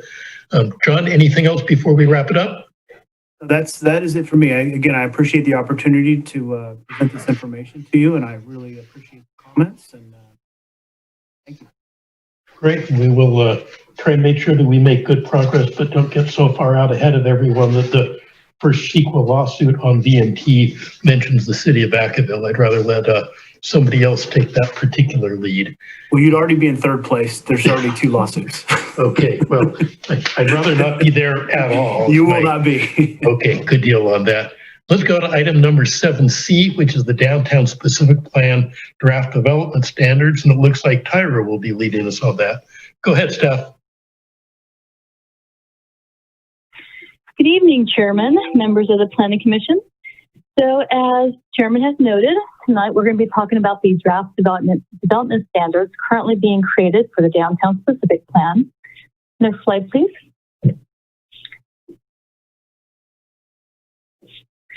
So as I always do, I like to take just a few moments to kind of revisit what we've done to date. Not only does that help new viewers get up to date on what we've done, but it also helps put tonight's discussion in perspective. So as you're probably aware, because you've heard it numerous times, we have a vision for downtown that really looks at creating a unique area with intensified uses that becomes a destination for people not only residing in Vacaville, but also for those people looking to travel to a kind of a unique, boutique kind of downtown environment. Well, how do we do this? There's a couple ways we can do that. And tonight, by talking about the development standards, we're going to touch upon some of those. Next slide, please. So again, by way of a quick review, we have completed numerous documents to date. All of these documents are available online. It's on our City of Vacaville public outreach site, letstalkvacaville.com. These documents will be used to help inform the creation of the Downtown Specific Plan.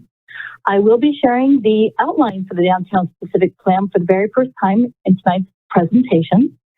I'm not going to read through these, but you're welcome to take a look. Next slide, please. We are currently working on numerous documents that all kind of interlock amongst themselves. So tonight, we're going to be talking about the development standards. I should note that tonight's review is going to be a very high-level review because what we're really looking at is a working draft. That is to say, everything we look at tonight is still subject to additional changes because they do directly interrelate with the other documents we are working on. And that would include the draft design requirements and the draft historic Main Street design requirements as well. And as I previously mentioned, all completed documents to date, as well as all future documents to be completed, will be available on the city's public outreach website. Next slide, please. So here is the Downtown Specific Plan outline. This is the first time we have shared this with the public or the Planning Commission. So as it stands right now, we are looking at including 9 different chapters.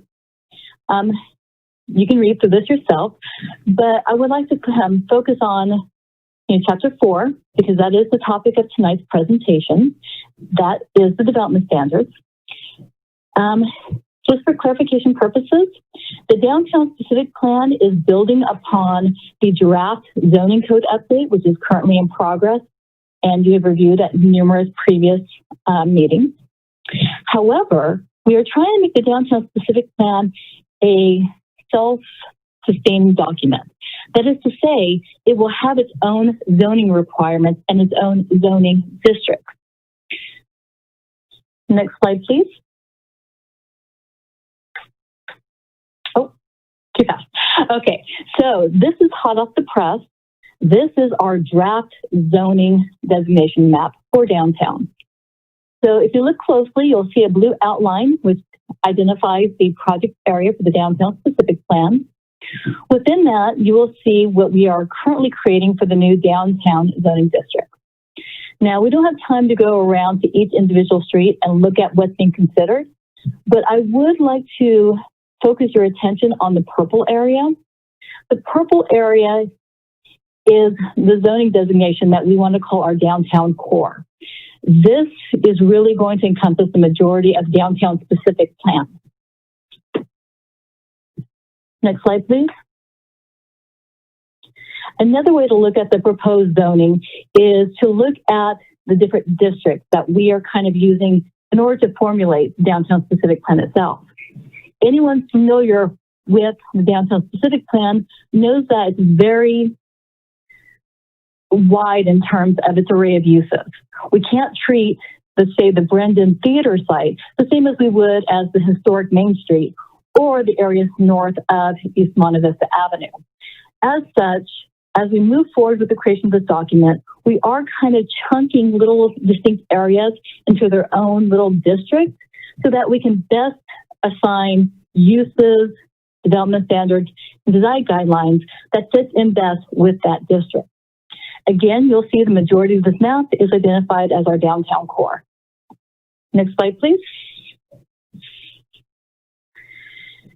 So, as you can imagine, when you're creating a new zoning code, for lack of a better term, for a downtown specific plan, there's a lot of information that goes into it.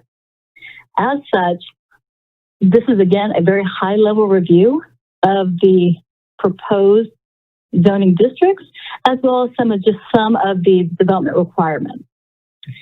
So all the new zoning districts will have the downtown name within the zoning district's name.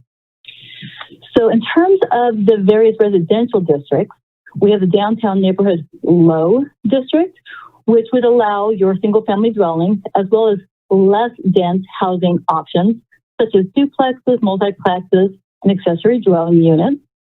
Our downtown neighborhood medium density is very similar to what we currently permit throughout the duration or throughout the remainder of the city in terms of our medium density residential neighborhoods.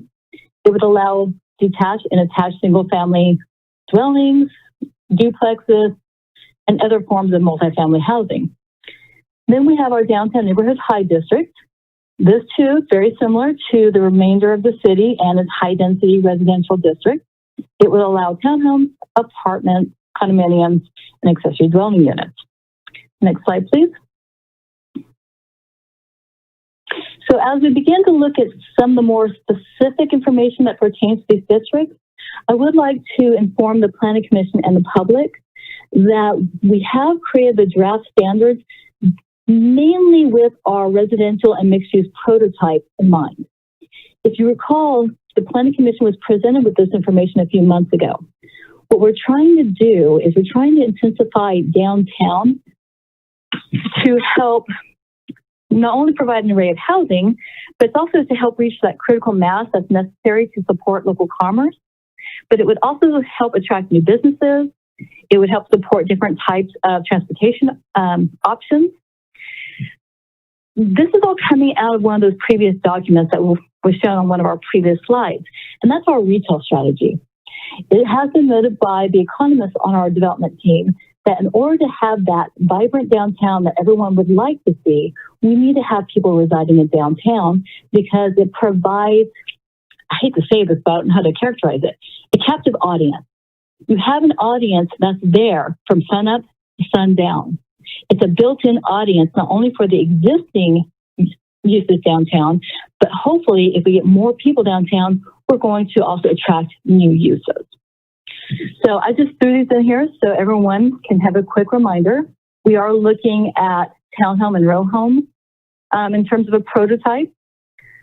We already have such a use in town. We have here the front portion of the Morgan Park apartment complex. And the units in the front adjacent to Harbison Drive, those are townhomes.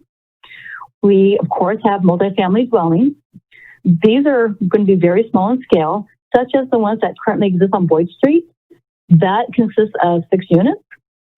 Next slide, please. We have the proposed neighborhood multiplex. This is more akin to a large home being divided up into smaller residential units. And then lastly, we have our downtown mixed-use prototype, which is very similar to the Vasquez Deli, which is located on East Main Street. The Vasquez Deli has 3 apartments located on the 2nd floor.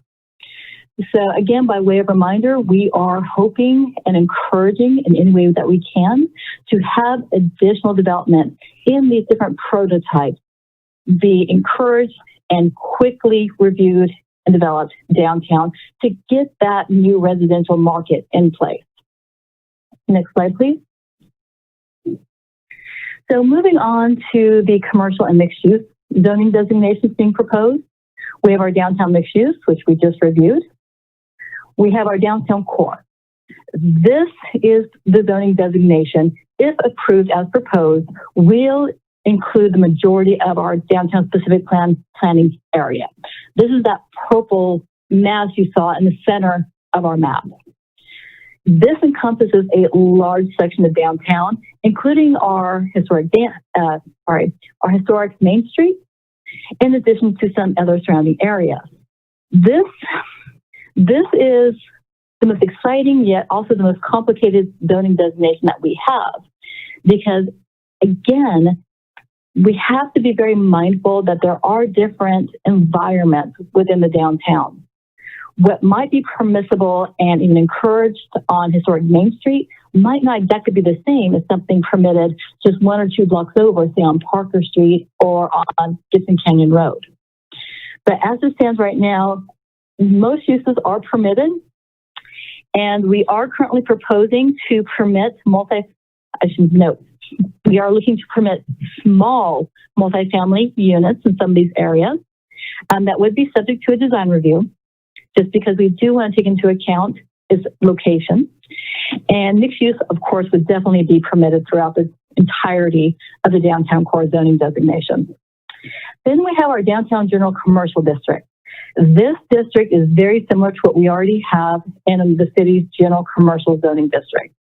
These areas really apply to the auto-centric uses. These are the ones that are, another way to say that, these uses are dependent on automobile transportation. So these are the areas that you're going to find along the freeway. Namely, you're going to be seeing this around the Brendan Theater area. We are not looking to change those areas dramatically. If anything, we're looking to enhance them perhaps with landscape treatment. So even though we are proposing changes to downtown, we don't expect huge, wide-scale changes. Many things will remain in place. Some things will be encouraged to remain in place. But where there are opportunities to change things or to add additional uses to help the economic vibrancy of downtown, those are the areas we want to focus on. Next slide, please. So I wanted to show this map again just because I very quickly went over numerous zoning designations, and I really want to make sure everyone understands the area that we're calling our downtown core. The name is very appropriate because it really does make up the core of the downtown specific plan. It includes everything from permitting additional residential uses, as we saw, and also focusing on the existing uses, as well as finding ways to encourage additional additional retail and other non-residential uses as well. Next slide, please. So this is the last slide on the proposed zoning district. These all have to do with public designations, and they're pretty self-explanatory. We have our downtown facilities district. This is really meant for government or institutional uses. These would be something similar to the McBride Senior Center located downtown or the Solano County Library. The next zoning district is the Downtown Park and Recreation District.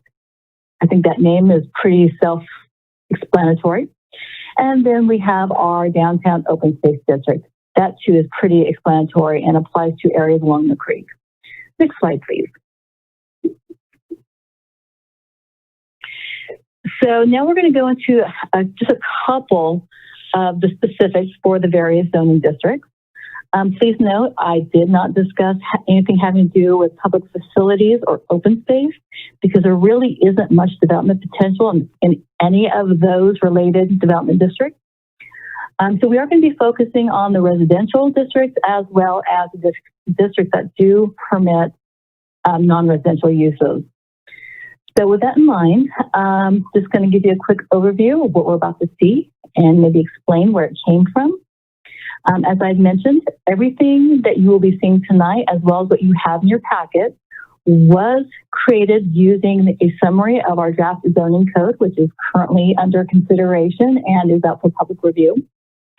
We have further amended some of those proposed requirements to create a more urban, active, economically vibrant downtown.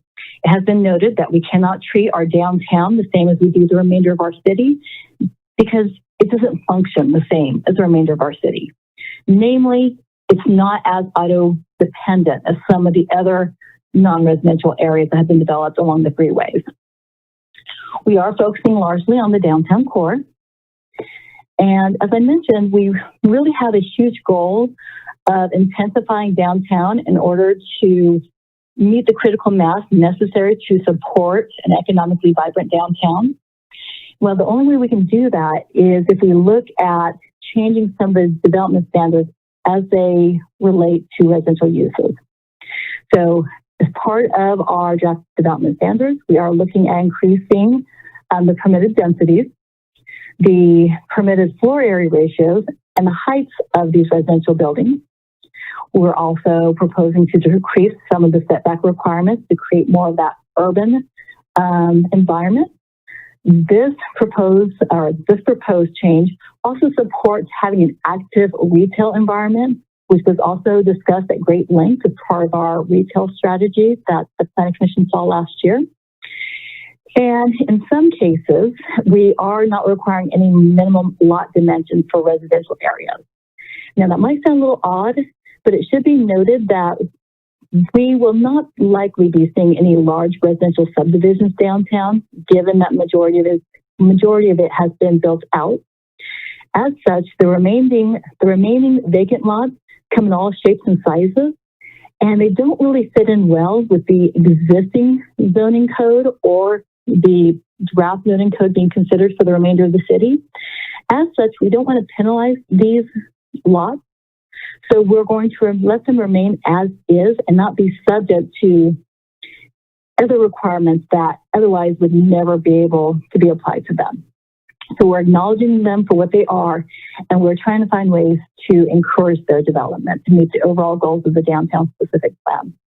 Next slide, please.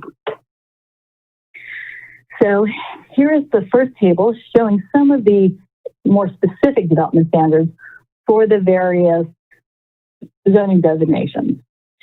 So across the top, I'll just go ahead and read through the districts, just so everyone's aware. We have our downtown neighborhood low residential district. We have our downtown neighborhood medium residential district. We have our downtown neighborhood high density district, our downtown mixed use district, our downtown commercial district, and lastly, we have our downtown general commercial district. So here I have just noted what the proposed minimum and maximum densities would be for each, as well as the minimum floor area ratio and maximum floor area ratios for each. So just so everyone knows, the next slide is going to explain what a floor area ratio is, in case you have any questions. So here you see that for low density, we are proposing minimum density for that district start at 3 units per acre, and the maximum density will be 8 units per acre. However, keeping in mind we want to be sensitive to surrounding neighborhoods, we are proposing that maximum density be reduced to 5 units per acre along Buck Avenue. Moving to the medium density designation, the minimum density is 8.1 to a maximum of 20 units per acre. The high density district starts at 20 units per acre and maxes out at 40 units per acre. Both the mixed use and the downtown core, I misspoke. The second to last column here is actually downtown core. So the downtown mixed use and the downtown core districts start with a minimum density of 20 units per acre, and the maximum density is 65 units per acre. Now, I should note a large portion of both of these districts used to correlate, or depending how you look at it, still correlate with the city's adopted residential urban high density overlay district. And that district already permits up to 65 units per acre in certain areas. So what we're proposing to do is to permit that throughout these districts. It's not likely that we will see this high density, but there may be a few isolated cases. So we do want to encourage a higher density. In addition, by having a minimum density of 20 units per acre, these sites can be identified in the upcoming city's housing element update as being suitable for lower income households. Now, when I say that, I'm not necessarily saying, a certain amount of money a household makes. I'm just talking about the numbers that our state uses to determine housing affordability. So as I mentioned, I also noted on here both the minimum as well as the maximum Fourier ratio. So here you see for the mixed-use district as well as the downtown core, we are proposing a 0.5 Fourier ratio for those with a maximum 4 Fourier ratio for those.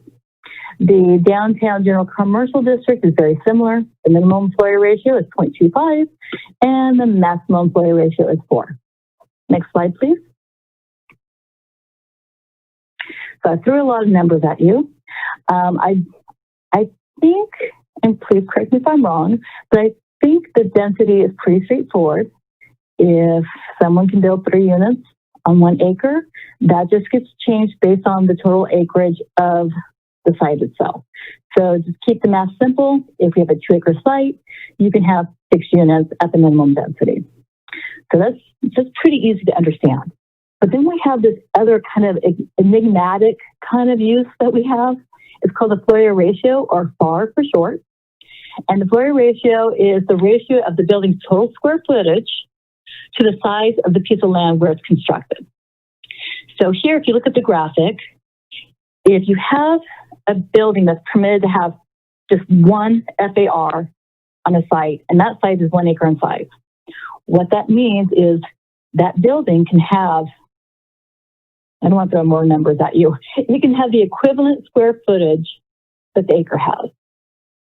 So said a different way, if you have a area that allows a 0.5 Fourier ratio, that means half of that acreage can be covered by that building.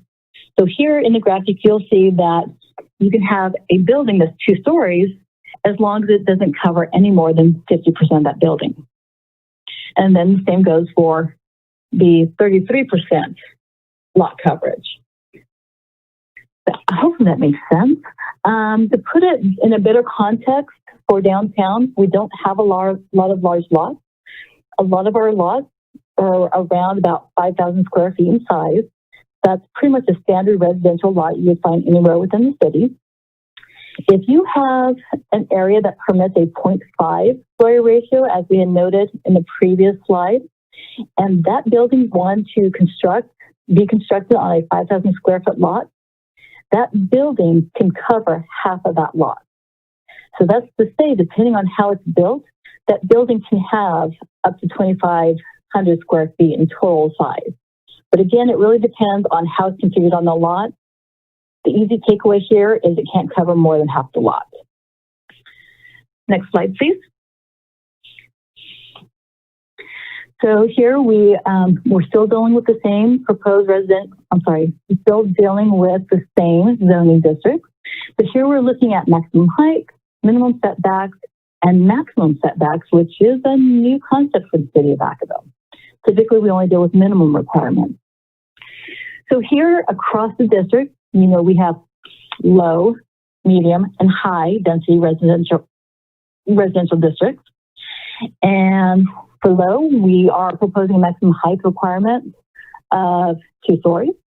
For medium density, it would be 3 stories, and for high density, it would be 4 stories. For mixed use, we would allow up to 5 stories. For the downtown core, we would also allow 5 stories. And lastly, for the downtown general commercial, we would also consider 5 stories. For minimum setbacks, these are much smaller than we're accustomed to, but we're also dealing with an area that functions different in the vast majority of the city because it's more urban in nature, and we're encouraging it to become more urban in terms of the way it functions. We would like to have people get out of their cars once they reach downtown and feel comfortable walking and having plenty to see and plenty to do within close proximity of one another. So with that, and with the idea of promoting an active retail area, that's basically what I just mentioned. You want a lot of pedestrians feeling comfortable walking along the sidewalks, people feeling comfortable riding their bikes in the area.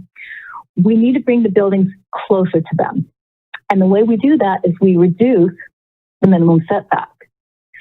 So For the low density areas, we'd have a minimum setback of 15 feet. For both the medium and high density designations, we'd be looking at 10 feet. And here's probably the biggest change. In the mixed use and the downtown core, we would not require a setback. Now, while that could be interpreted to be alarming, I would like to note that the majority of the buildings along the historic Main Street corridor do not have any setbacks. They're built right up to the public right-of-way, which, to say another way, it's built right up to the sidewalk. That might be why people enjoy that area of town in addition to the architecture. They just didn't realize how those buildings interact a little differently than other buildings around town. They're a little more pedestrian scale, and thus less imposing. I'm going to ask you to stop for a sec. Commissioner Beaumont's raised his hand. Go ahead, Doug. Hey, Tyra, this is Doug. Hello. I just wondered if you're allowing 5 stories with no setback, don't you feel like you're going to be walking through downtown San Francisco? I mean, it doesn't seem like we have anything close to 5 stories anywhere around there. It just seems kind of odd to have 5 stories being proposed in the core. It is definitely a departure from what we have in town. I believe our highest building in town currently is 3 stories. We do have a handful of those. This is being proposed from the standpoint of the most successful downtowns do have buildings of varying sizes. Now, I understand that a 5-story high building could be imposing, and I'm not disagreeing with you on that whatsoever. We are currently working on how we can both permit that while not creating unintended consequences. And what I mean by that is we don't want to start casting large, shadows on other uses, for an example. I should note that this isn't 100%, it's not telling the story 100%. I did forget to include an asterisk here. Once a building gets over 4 feet, we are proposing that it have a 15-foot setback. So I don't know if that changes the nature of your comment. Go ahead, Doug. It was just a perception that I thought that 5 stories just seems really high for downtown, and it just with no setback, it just seemed kind of strange to me. So thanks very much. Tyra, is this something that could be addressed by design examples or issues? For example, the first floor could be colonnaded or more like a patio, or as you got to higher floors, they could be stepped back. So technically the building setback is 0, but higher floors are stepped back, like what's the big pyramid, the step pyramid in West Sacramento, with that sort of. So you can use design ideas in order to help mitigate that. Is that the sort of thing you're thinking of here? That's exactly what I'm thinking of, and thank you so much for elaborating on that. One of the tough things about sharing the working draft of the development standards with the Planning Commission and the public at this point in time is you haven't seen the design standard. So that's what you'll be seeing next month. But we are looking at exactly what you had mentioned. So the upper floors will be stepped back, and we will require a 15-foot setback at minimum for those buildings that have a 4th floor and beyond. So it looks like Commissioner Beaumont has muted himself again. No other hands up, so go ahead, Tyra. Thank you. So wrapping up minimum setbacks, the minimum setback for the general commercial area is 5 feet. So I did mention that we have something new in terms of a development concept for the city of Vacaville, and that is the idea of a maximum setback. I know I've said this a few times, but it's really important that people kind of understand why we're doing this. Downtown is not to be treated like the remainder of the city. For one, it needs to stand out because we need to have that special draw to it. It's got to be unique in its design and its development in order to get people to want to come downtown. It's just as important to acknowledge and to celebrate our historic past as it is to look forward into the future and to see what the city can offer. So with that, we do want the building to have a different feel, and we want that active pedestrian bicycle interaction with the buildings and the uses within. So this doesn't apply quite as much to our residential districts. Low density districts would not have a maximum setback. The medium and high density residential districts would have a 15-foot setback. The mixed use district, as well as the downtown core, would have a maximum setback of 5 feet, only in those areas that we are currently calling the pedestrian core. Now, unfortunately, I don't have a map that shows what those areas are right now, but I can tell you that we are considering identifying a pedestrian core along historic Main Street. I believe we started it at Thurman Street and it terminates at Davis. So to put it another way, it starts around Maxim Gym and terminates at the Point Restaurant. In all other areas of the city, the maximum setback, in all other areas of the downtown, the maximum setback would be 10 feet for those two zoning designations. Lastly, for general commercial designation, the maximum setback would be 15 feet. Next slide, please. So we've gone through a lot.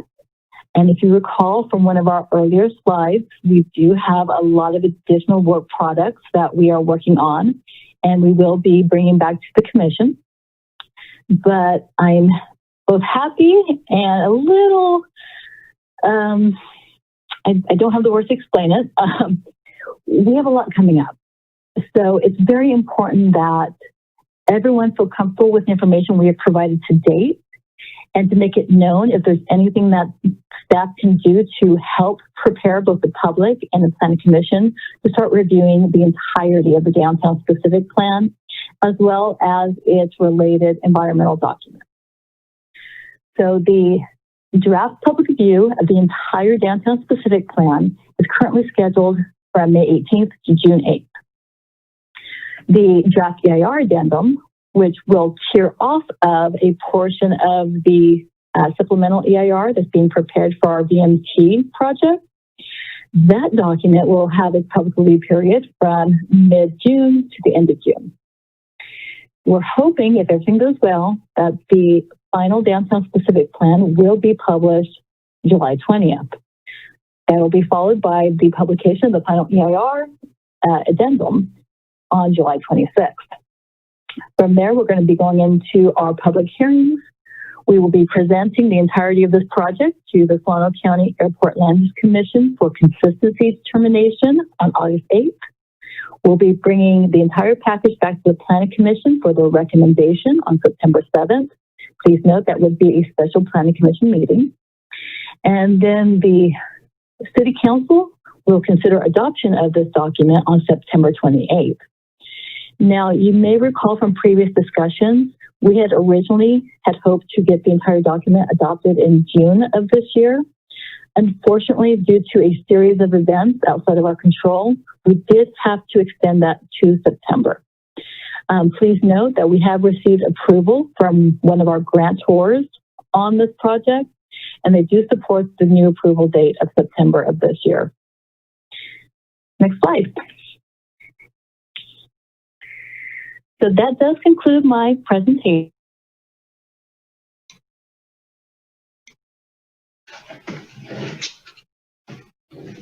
Okay, so I will ask members of the commission if they have questions for Tyra or other staff members on this. Commissioner Lightfoot, go ahead. Thank you very much, Tyra.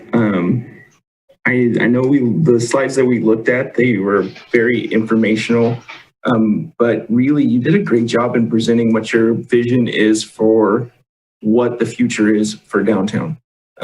It was very informative.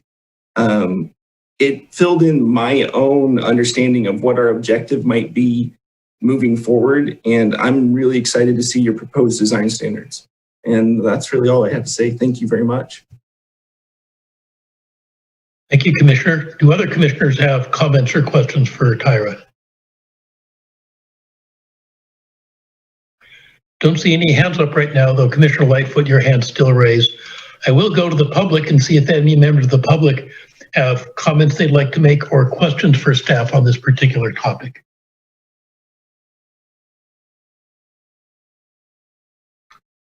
Again, I don't see any hands coming up. I'll echo Commissioner Lightfoot's comments that was a very thorough presentation, and at this point does not leave me with any questions or comments. And I don't see any of other commissioners raising their hands for anything to make on that. Tyra and the rest of staff, is there any specific question you want us to address, or, well, you made a thorough presentation and thanks, and we'll see you the next time it comes up. Thank you, Chair McCauley. I think we may have lost Tyra briefly here, so she'll be back on. I do thank you for that, for those comments, and we will carry on with the project. I'm back. I apologize. My phone cut me off. Well, that's okay. You missed, I think, Commissioner Lightfoot thanking you for a very thorough and detailed presentation that really filled him in on what we're looking at and kind of helped him further formulate what his thoughts are. No member of the public and none of the other commissioners had questions for you or comments to make at this point. Chairman, if I may, I do encourage anyone from the Planning Commission and or the public to contact me directly if they would like to know anything more about the specific plan in terms of what we've done to date and how we're moving forward. It's really imperative that people feel comfortable moving forward with this plan when we get into our adoption hearings. I appreciate that, Tyra. And when you bring that to us next time, as much as possible, things that can be provided with illustrations with them. For example, you're showing the local apartment projects in tonight's presentation to show what 3 stories look like that we already have it in town. I found that very helpful. So drawings definitely help illuminate the text that we see. With that, Mr. Baderi, I think we are ready to go on to item number 8, which is the status reports. And it looks like we have building and then advanced planning and then current planning. So go ahead. Okay, thank you very much. We do not have Jay Salazar, our chief building official, with us this evening. I think we do have slides that he had prepared, and if we're able to put those on the screen, maybe we can scroll through those very quickly. This will give us an update on the trends that Jay reports on each month. And here we have, as you can see, inspection volumes, the line to look at showing this year being, or this fiscal year, is the blue bar. So you can see how that trend looks. Can we go to the next slide? And okay, all right. And next slide, please. And great look at the activity per person. A lot of activity in December. It was quite a busy month. Next slide, please. Okay. And permit activity. Tracking well with the last year, and I think there was a change in codes that Jay may have mentioned last month that shows that the reason there was a difference between those 2 Decembers that you see there. Can we have the next slide? Okay. So again, permits issued, kind of tracking along very similarly to last fiscal year. Okay, next. All right, and here's where Jay usually reports on processing of single-family permits, staff activity. This is the permit services staff who are in the building or handling the direct contact with persons seeking permits, permit percentages online, and in particular, Debbie Fowler and Rebecca Diaz have been working on the system, making it progressively easier for people to process permits remotely using email and the software that we use now for permit issuance. So it's actually having, I think, a very beneficial impact to permit applicants. Next slide, please. And yes, every month we look at solar permitting, and that actually is looking quite hefty or, busy this year. Okay, and next. And there we go. Okay, so that would be the building division. Sorry for that abbreviated report. Jay does a much better job at that, but that gives you a look at what's going on with the building division.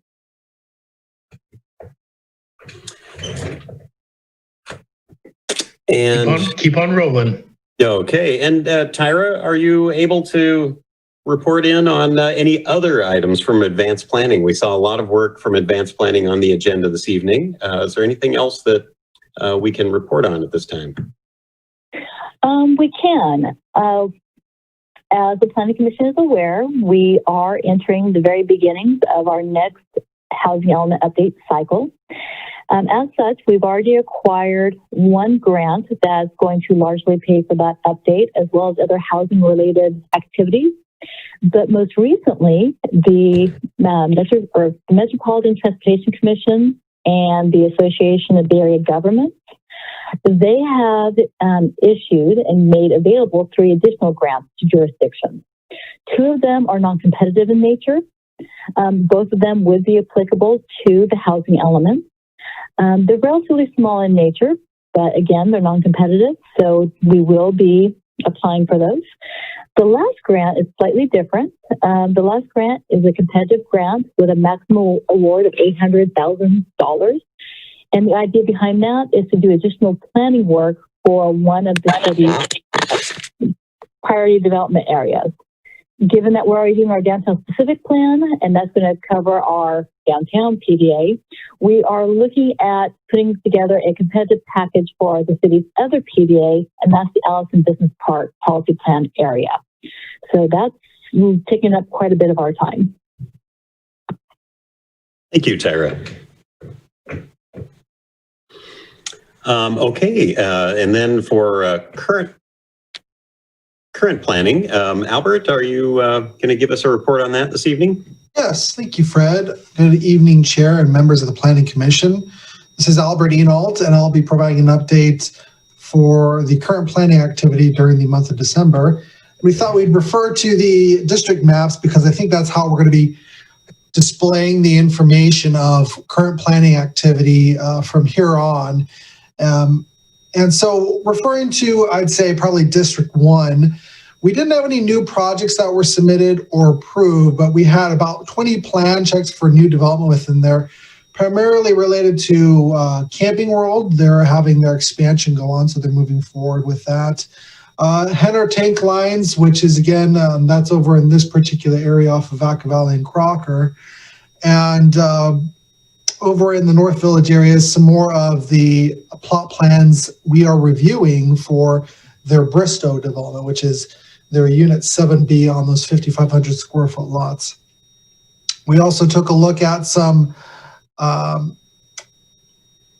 plan checks for the LDK warehouse building off of 505 and Midway Road. Looking over at District 2, we did receive a couple of new projects. One being the White Hawk house plan that's over in the Roberts Ranch development. That's east of Leisure Town, south of Brighton Landing. And that's the new design review request. And what they'd like to do is construct 6 house plans on 88 lots. And they're proposing 4 single-story models and 2 two-story models that would range in floor area from 1,700 square feet to 2,900 square feet. And those house plans are proposed to be Craftsman, French Cottage, and Tuscan. Another project that we received in District 2 was off of Nut Tree Road right over here. Or sorry, no, not Nut Tree Road, over by Leisure Town Road. And it's, Orange Drive. My apologies. It's a Chevron gas station that is currently there now, and they're requesting to change their Type 20 liquor license to include distilled spirits, and that would be from a Type 20 to Type 21, and that address for that existing Chevron station is at 2 99 Orange Drive. There were no projects that were approved during December for District 2, but we did look at quite a few plot plans that were in the Brighton Landing development for Bristol and Oxford. That's in villages 7 and 8 from New Home Company. And then we also looked at some Preston plot plans and Cambridge plot plans. Again, that's New Home Company, but in Village 12 for Cambridge, that's Meritage. And then we also saw some new plot plans for Carson Homes in Village B and Roberts Range. So the commission may see quite a bit of activity occurring in the Roberts Ranch subdivision with new houses going up over in District 2. District 3, the project that we saw that was submitted was an appeal, and that was on the Harbison Townhomes off Ulatis and Harbison. And that's going to the City Council, I believe, next Tuesday. But that was an appeal that we received on the Planning Commission's action that was issued in December, on December 15th. So that was a project that we received during the month of December. Looking at projects in District 3, we did have 11 plan checks. One was for tenant improvement, some signs, and then some smaller ones with swimming pools and garage conversions. District 4, there were no new projects submitted or approved. We had slightly less plan checks. There were 4 that were in that district related to garage conversions for residential additions or accessory structures like sheds. In District 5, we didn't have any new projects that were submitted or approved. A little bit of an update about the activity for a project that's within District 5 is the Oak Grove Apartments. As mentioned earlier, we did have that neighborhood meeting on December 17th, where we were seeking public input and comments, and we received quite a bit of information about it. We received comments on building design, parking layout, and housing type, and a lot of attendees expressed concern about the height of the buildings, as well as the architectural design, parking, traffic, and water pressure. 5 plan checks were received for District 5. Most notably was Lagoon Valley Self-Storage. So off Cherry Glen Road, we received a plan check for them. So that may be moving forward pretty soon. That's right next to that New Life Church that's out there off of Cherry Glen. In District 6, we had no new projects that were submitted or approved, but we did have 13 plan checks. And in District 6, those are primarily related to a lot of the Vanden Estates development that's being done by Richmond American Homes. We had a lot of plot plans for their Village C. And then also Dutch Bros that is being proposed right next to that Arco gas station off of Nut Tree and Alamo Drive. We reviewed a plan check for that one. Aside from those land use activities, we did receive 18 home occupation permits and approved 17. And during that period, we helped serve 129 development-related inquiries. And that's it for current planning. Thank you, Albert. Great. Fred, I think we're ready to then move into item 9, the director's report. All right. Well, items to bring to the commission's attention. No actions related to Planning Commission items took place at the last City Council meeting. However, as Albert just mentioned, on their next agenda on January 26th, we're currently looking at the hearing for the appeal of the Planning Commission's approval of the Harbison Townhomes project. There is also a proposed initiation of a zone change for a property on Butcher Road, a small commercial property seeking to also add the residential overlay zone district that would permit the development of a small townhome, so attached townhome project, for sale units in an attached dwelling unit type of format. And then there will be the VMT and Energy and Conservation Action Strategy presentation for the City Council, following up on your last 2 meetings on that topic by the project team that visited us tonight. So those items are scheduled for the next City Council meeting, and should be a busy a busy discussion. And Fred, I would note that since the appeal that the council will hear includes a statement they feel that commissioners violated the Brown Act by meeting with the developer, if the council comes to the same conclusion, please let us commissioners know as soon as possible so that we can know how to direct our behavior based on whatever conclusions the council makes. Very good. We will do that. Thank you. Okay. And then looking ahead at the lineup of items that should be coming to the commission in the near future. So the Oak Grove Apartments, again, as Albert has mentioned, we are continuing to look at the comments received. We'll be potentially holding another neighborhood meeting to kind of go through any issues that we might be able to look at again more closely with nearby residents. So at this point, we're not certain of the exact meeting that we'll be able to put that on the Planning Commission agenda. However, we will be mailing notice again on that before any public hearing. We do have a couple of other residential projects lining up, such as the one I mentioned on Butcher Road. That will be going through the review process.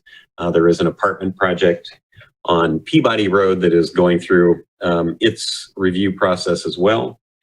And then I believe we do have some smaller residential projects that may be coming forward, but again, at this point, we're not quite sure on the ones which might be able to be scheduled in February. We do expect to have an update for you on the downtown specific plan again, just focusing on another topic area. So to keep that project in front of you as much as we can. And I think that's it for what's coming up. Thank you very much, Fred. Our next item is commissioner comments. Do any members of the commission have comments that they wish to make? Now is kind of the open microphone portion of the night. Commissioner Beaumont, go ahead. Yeah, there was 3 presentations, a lot of work by staff in all 3.